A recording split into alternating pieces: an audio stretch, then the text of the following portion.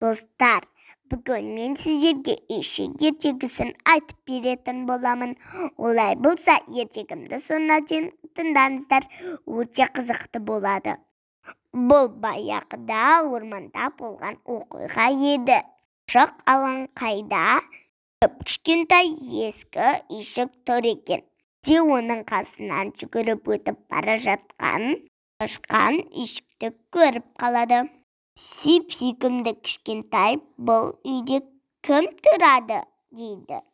Ешкім жауап қайтармайды. Тышқан бос үйшікке кіріп алып, сонда тұрып жатады. Біраз уақыттан кейін үйшіктің маңына бақа келеді. Сүйкімді кішкентай, бұл үйшікте кім бар? Мен тықырлауық тышқанмын, ал сен кімсің? Мен бақылдауық бақамын. Кел, бірге тұрайық. Бақа бақ-бақ деп бақылдап үйшікке секіріп кіреді. Тышқан екеуі тіл табысып бірге тұра бастайды. Енді үйшік қасына ытқып қоян келеді. Сүйкімді кішкентай, бұл үйшікте кім бар? Тықырлауық тышқанмын, мен бақылдауық бақамын. Ал сен кімсің? Мен қорқақ қоянмын. Кел, бірге тұрайық. Қоян да үйшікке кіреді. Осылайша үшеуі бірге өмір сүре бастайды. Алыстан осы бір үйшікті бір күні түлкі көреді. Ақырын басып жақын келіп, терезесін қағады да, сүйкімді кішкентай, бұл үйшікте кім бар деп сұрайды. Мен тықырлауық тышқанмын, мен бақылдауық бақамын. Мен қорқақ қоянмын, ал сен кімсің? Мен қу түлкімін. Кел, бірге тұрайық. Үйшіктен түлкіге де орын табыла кетеді. Достар, енді төртеу болды. Үйшікке тілі салақтап, айналасына алақ-жұлақ қарап, қасқыр келеді. Сүйкімді кішкентай, бұл үйшікте кім бар деп сұрайды. Мен тықырлауық тышқанмын, мен бақылдауық бақамын. Мен қорқақ қоянмын, қу түлкімін. Ал сен кімсің? Мен сұр қасқырмын. Кел, бірге тұрайық.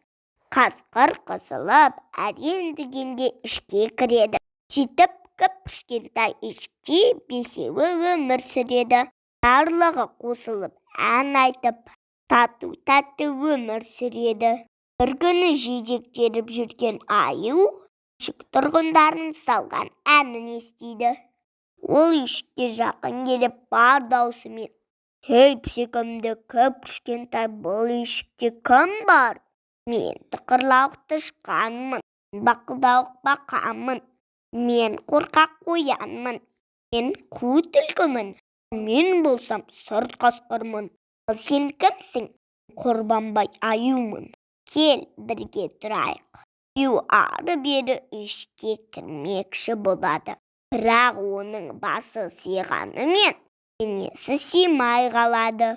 Амалы таусылған аю, мен үйшіктің шатырына шығып тұрайын дейді. Жоқ, сен дәусің.